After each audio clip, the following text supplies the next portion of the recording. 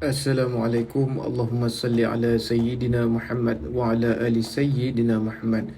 Hari ini Min bawa hampa ke satu lagi lokasi makam bersejarah kepunyaan ulama tersohor dan juga ulama besar negeri Kedah suatu ketika dahulu. Makam ini terletak di Masjid Tengah Kampung Tualang. Makam ini kepunyaan seorang tokoh ulama iaitu Tuan Guru Haji Idris atau mesra dengan panggilan tempatan Tok Titi Haji Idris. Bukan sekadar penduduk biasa tetapi merupakan seorang ulama tradisional silam yang dihormati di Kedah.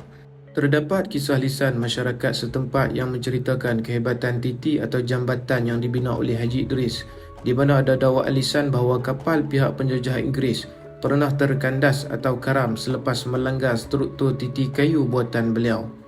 Diceritakan titi ini merupakan sebuah titi yang diwakafkan oleh Tuan Guru Haji Idris kepada penduduk kampung pada ketika itu sebagai sumber laluan utama untuk menyeberang sebuah sungai ataupun parit. Assalamualaikum warahmatullahi wabarakatuh.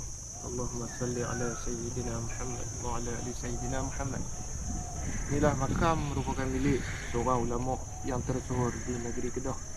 Dikatakan pada zaman era pemerintahan Sultan Abdul Hamid, yang kita kenali nama popular di satu kawasan sebagai Titi Haji Idris. Inilah makam kepunyaan Tuan Guru Haji Idris yang dikatakan hidup di zaman Sultan Abdul Hamid. Jadi dia juga terletak di dalam kawasan tanah perkuburan Kampung Tualang ataupun Masjid Tengah Kampung Tualang. Kuburan ni sendiri rasanya berusia ratus tahun lah, dan menyimpan cukup banyak makam. Dekat depan sana yang kita pergi tadi adalah makam milik kepunyaan Yang Tuan Syarif Abu Bakar Shah, merupakan Raja Melayu Siam Ligur yang terakhir.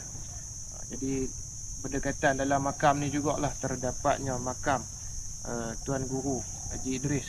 Sama-sama kita hadiahkan pahala bacaan Fatihah